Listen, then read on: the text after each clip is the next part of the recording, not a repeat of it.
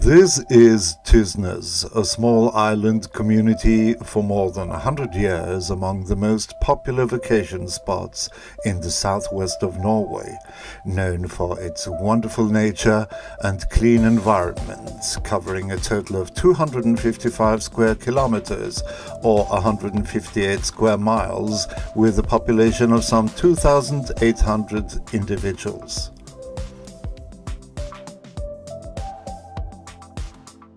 Traditionally a farming, fishing and seafaring community, today's Tysnes population for the most part is employed in the oil and gas industry, fish farming and local services.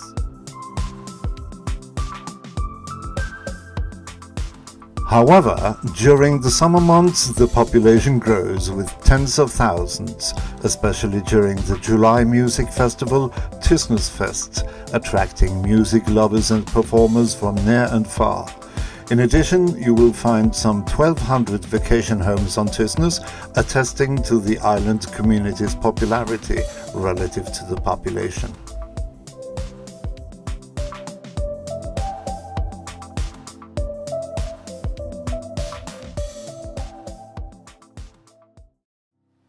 Going back a century or so, however, we get to know the perhaps not so well-known story of the sailing crews from Tysnes manning most of the yachts partaking in the early 1900s America's Cup races, earning them the Mark of Honor, which is also the name of this film, the Norwegian Steam.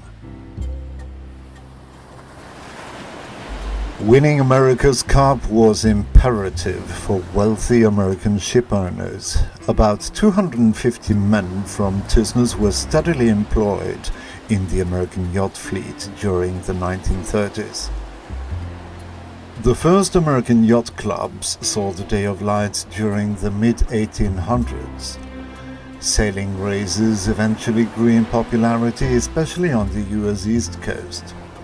Wealthy Americans acquired sailing yachts and soon found themselves in need of crews to prepare, maintain and sail their boats. Winning the America's Cup was considered a great honor among American socialites who spent a lot of money and prestige on the matter. The very local word yacht means exactly what it sounds like, pronounced like its English equivalent. Before long it became a household name as an increasing number of Tysnes men signed on board these vessels during the first 3 decades of the 20th century, up until the outbreak of World War II in 1940 for Norway's part.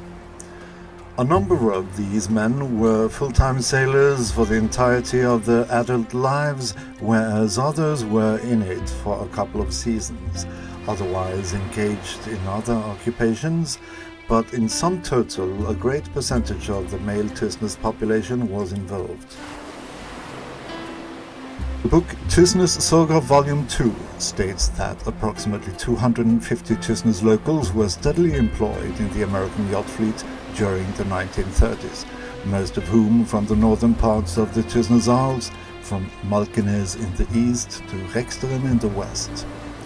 But other Tysnes districts were involved too.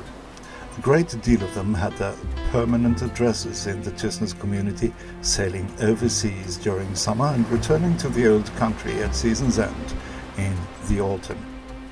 Others relocated to America on a permanent basis or returned to Norway at the end of their sailing days.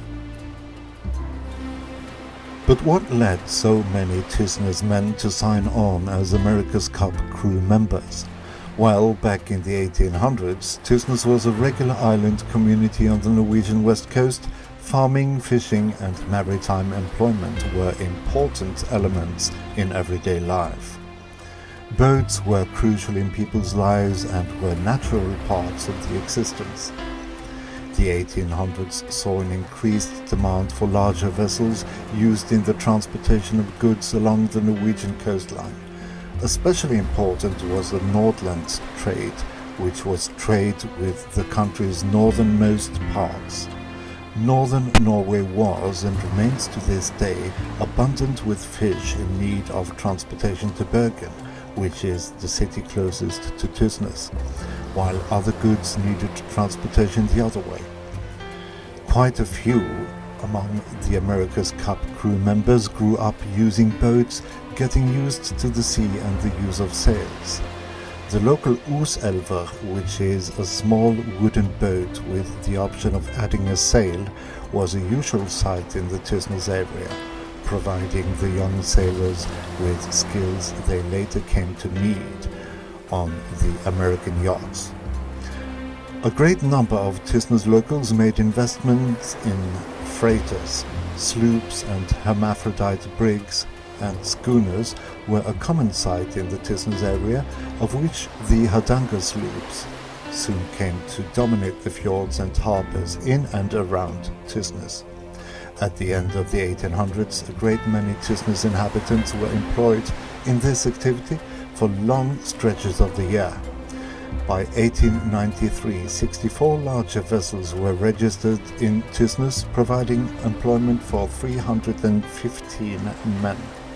Many a young boy aged downwards to approximately 14 years signed on in order to learn seamanship along the rough-weathered coast of Norway, an experience that would soon come in handy for those later emigrating to America.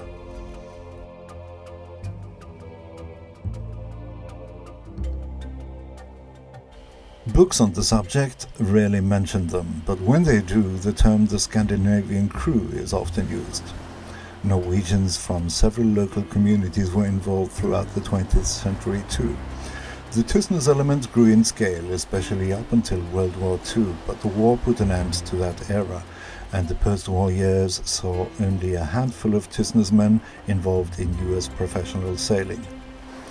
The first demonstrable proof, however, dates to 1914, with Mr. Enkel Våges, also known as John Christensen, involvement as first mate on the Resolute, winning that year's preliminaries. Most of the 30-man strong crew was Norwegian, among whom 9 from Tysnes.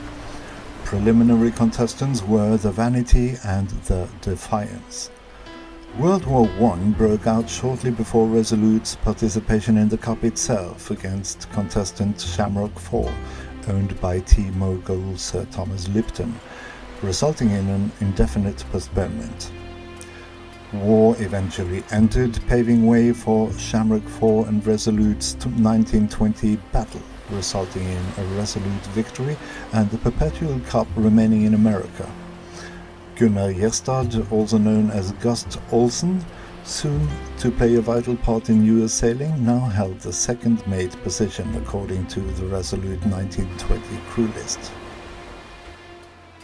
The exhibition in the floating boathouse in Våge first opened with an event in the Våge Marina in June 2010, with a high turnout every summer since. The exhibition helps visualizing the story of the Tysnes emigration to the USA and the men who later came to be professional crew members on board racing and touring yachts throughout the 1900 to 1940 timeframe. Only a part of this fascinating story is on display and came to be through the efforts of the local yacht sailor exhibition charity Venelaget for Yachtutstillingen, supervised by the Sunnhordland Museum's expertise. The exhibition is built mainly on information curated by Mr. Kjell Magnus Økland and Mr. Knut Arne Gøteide based on their exhibition at Årbakka during the summer of 2001. The charity has expressed an intent to maintain that curation of various items, photos and recounts, to which and any contribution is much appreciated. As a crucial part of the activity, the Tysnes 6th graders are invited to the exhibition every year to make sure that the story lives on for generations to come, and hopefully this film will play a role in that respect too.